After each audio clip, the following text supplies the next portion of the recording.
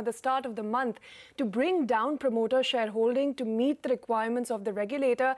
That has been questioned by the Reserve Bank of India, and this was widely expected because since the day of the announcement that this stake sale would happen via these preference shares, there were questions whether the spirit of RBI's regulations were being met by diluting shareholding to bring it down to about 19.7% from 30%, because, voting rights weren't really transferred via this preference share issuance that Uday Kotak had undertaken to meet the RBI requirements. So today, Kotak Mahindra Bank has said that it believes, it was right in the methodology that it used to bring down the promoter shareholding, but there has been communication received from the Reserve Bank of India that they do not think, the preferential issue that the bank had undertaken. In fact, in their words, it says the PNCPS issuance does not meet the promoter holding dilution requirements. So clearly, the Reserve Bank of India will ask the bank to relook at the methodology with which Uday Kotak and the promoters have brought down stake in the bank, but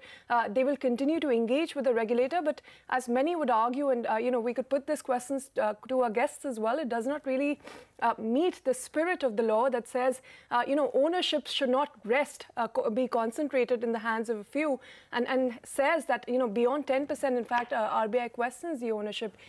And here, the voting rights were not really being transferred. So that is something that the Reserve Bank of India has raised questions on. Okay, Dr. Mohan, I don't know if you've been tracking this story or not, but I think Ritu has given us a nice summary of what has happened. Some would argue, and I think that was the consensus here on the channel as well, that maybe it was a tad too creative, the proposal that had been sent in from Kotak Mahindra Bank by way of those perpetual preference shares without voting rights to bring down or to meet the RBI guidelines when it comes to ownership. Your thoughts on the Reserve Bank turning it down? Well, first of all, I don't have the details either of the proposal or of RBI's reaction, so I think it would be a bit rash for me to comment. I would just say more generally that this is a difficult time for the Indian banking system, and therefore we need to be very careful to preserve the stability in our banking system at the current time.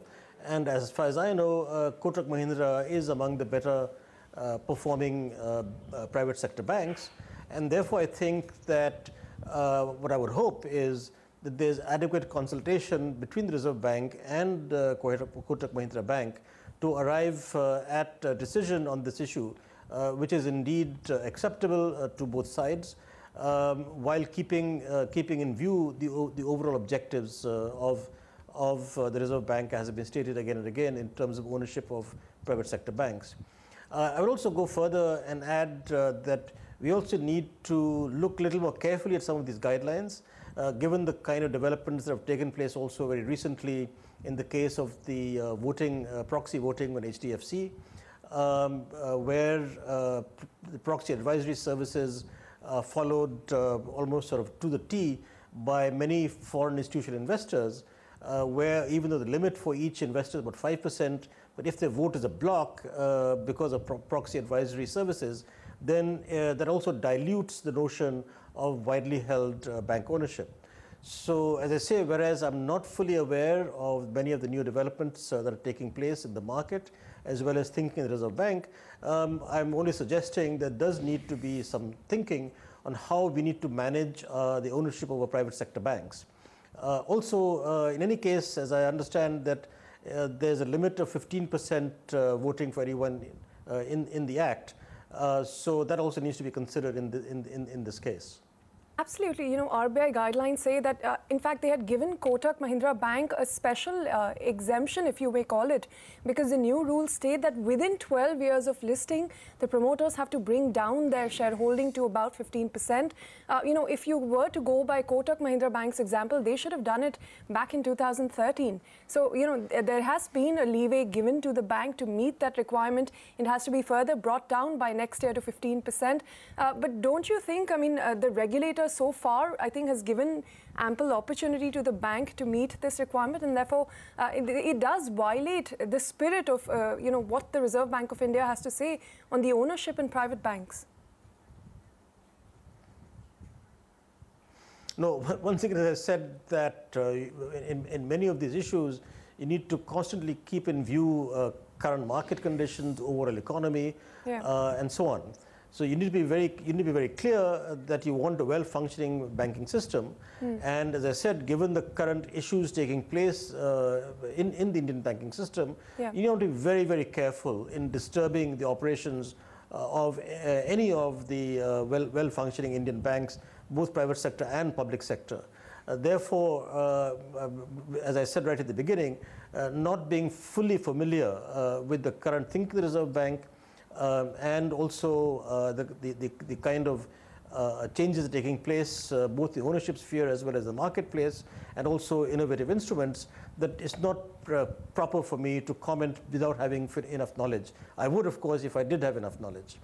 But the main concern for me at the moment, as I said in the earlier discussion as well, is that we have to be very careful about stability in the Indian macroeconomy, in the banking sector, and in the private sector banking sector. So all I was asking was, if the intent of the regulations is to give up control, doesn't this violate the spirit of that entire regulation that the Reserve Bank of India has set up? Well, you see, as I mentioned, the obeying of proxy advisory services by bunches of foreign institutional investors also violates that spirit. So you have to take account of that as well in terms of developments in the market, which wasn't there before when some of these guidelines were framed. Again, I'm not saying the guidelines were wrong. I am saying that this needs some fresh thinking and then coming to amicable conclusions. Do stay on with us. We're also joined by Sandeep Parekh, who's the founder of FinSec Law Advisors. Mr. Parekh, appreciate you joining us on the show. We've just heard the news. Kotak Mahindra Bank has informed the exchanges that RBI is not really, it says that it does not meet the requirement of the promoter bringing down shareholding by issuing of these preference shares. What do you make of it? Has it come as a surprise to you at all? Ultimately, RBI is asking for dilution of control stakes. They're not interested in the net worth of the company, which is what they're trying to do by introducing preference shares. So I think the critical thing was for them to reduce control. And control only happens with voting rights, and voting rights only happen with equity shares. So I think this was highly expected. But, on the bigger picture, I kind of completely disagree with having this policy in the first place. I believe, all the major issues that we've seen have happened with fragmented shareholding and not with consolidated shareholding where promoters have been around. So, this whole concept that fragmented shareholding is good for corporate governance, I think itself kind of not accurate. Well, so I would challenge that itself. Well, we'll leave that debate for another time. And in fact, Mr. Uday Kotak agrees with you. He's said this on multiple occasions, on in his public speeches, that fragmented ownership is the reason, why corporate governance standards are also being questioned at several of these financial institutions. Mr. Mohan, would you like to react to that as well? I mean, do you agree that promoter shareholding needs to be more fragmented for maintaining higher corporate governance standards? This is a very important issue. The kind of problem that arises from such a view is that one can be happy in some sense when we have a promoter in whom we have great confidence, whose corporate governance standards are very high, etc. But there can also be an opposite case, that you have a promoter who does not conform to those kind of standards, and so you don't want such a promoter to have that much control.